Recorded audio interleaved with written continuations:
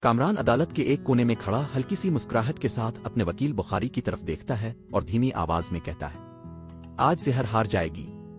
اب صرف عدالت نہیں، سوشل میڈیا بھی میرے ساتھ ہے۔ بخاری اعتماد سے سر ہلاتا ہے۔ وہ مسکرا تو نہیں رہے ہوتے، مگر ان کی آنکھوں میں صاف لکھا ہوتا ہے کہ کھیل اب ختم ہونے والا ہے، کیونکہ ان کے ہاتھ کامران کے خلاف ایسے ناقابل تردید ثبوت لگ چکے ہوتے ہیں جن کا جواب دینا ناممکن ہے۔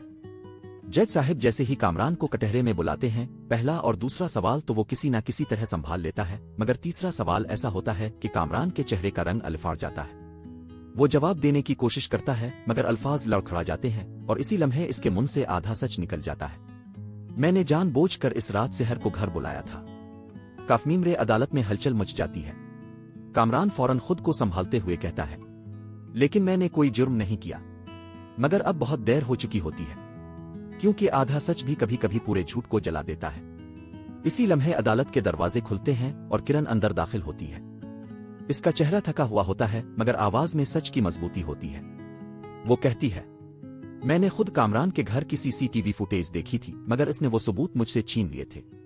بخاری فوراً اچھل پڑتا ہے، مائی لارڈ، یہ عورت جھوٹ بول رہی ہے، یہ بھی اسی سازش کا حصہ ہے۔ مگر اسی وقت روہت، منیشا اور سحر کی موبائل لوکیشن رپورٹس عدالت میں پیش کی جاتی ہیں، جو ثابت کرتی ہیں کہ جن نمبروں کا حوالہ دیا گیا وہ اس جگہ موجود ہی نہیں تھے۔ پھر SP جویب ایک اور ثبوت پیش کرتے ہیں، سحر کے موبائل کی کال ریکارڈنگ۔ کافمیر عدالت میں وہ آواز گونجتی ہے جس میں سحر روتے ہوئے روہت کو مدد کے لیے پکار رہی ہوتی ہے۔ پورا کافمیر عدالت سناٹے میں آ جاتا ہے۔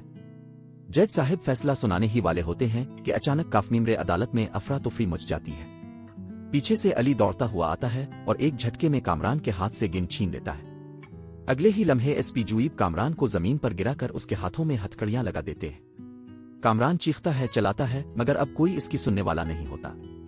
عدالت کے باہر میڈیا کا وہی ہجوم جو کل تک سحر کے خلاف تھا، آج اسی کے حق میں خبریں چلا رہا ہوتا ہے۔ کیمرے چمک رہے ہوتے ہیں اور سحر پہلی بار کھل کر سانس لیتی ہے۔ گھر پہنچ کر علی اس کے سامنے آ کر کھڑا ہوتا ہے اور کہتا ہے، سحر، کیا تم مجھ